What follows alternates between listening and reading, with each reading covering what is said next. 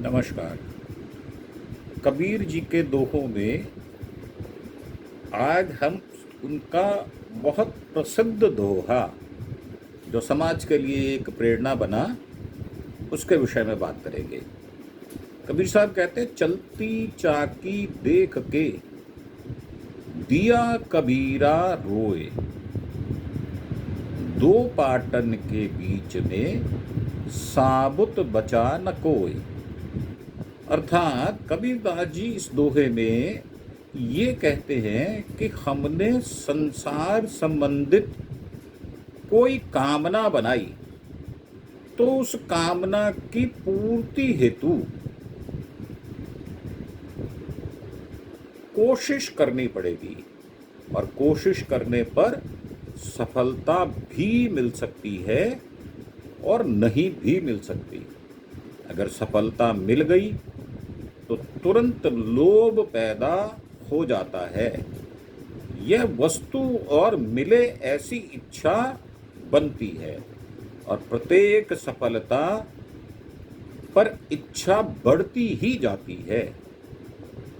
जिस तरह जलती हुई आग में घी डालने पर आग थोड़ा दबती तो है, परंतु फिर से और जोर से भड़कना शुरू हो जाती है। इस तरह यह चक्की का एक पार्ट हुआ।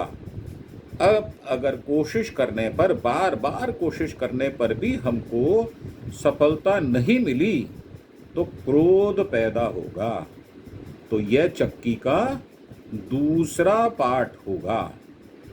इसीलिए कबीरदास जी कहते हैं, जिसने भी संसार संबंधी कोई कामना बनाई तो फिर उसका लोभ एवं क्रोध रूपी दो पाटों के बीच में पड़कर पिसना तय है।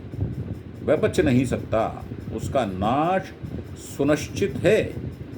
वो इसलिए भी कहा जाता है कि जब आप अपने इष्ट से दूर होकर इस संसार में विचरण करते हैं तो आप इस संसार की माया के रूप को भांप नहीं पाते और इस माया रूपी संसार में उलझ जाते हैं और अपने इष्ट को भूल जाते हैं। तो ये जो माया का रूप है चाकी, जिसके दो पार्ट हैं, इसमें अगर हमको फंसना भी है तो निकलना भी है।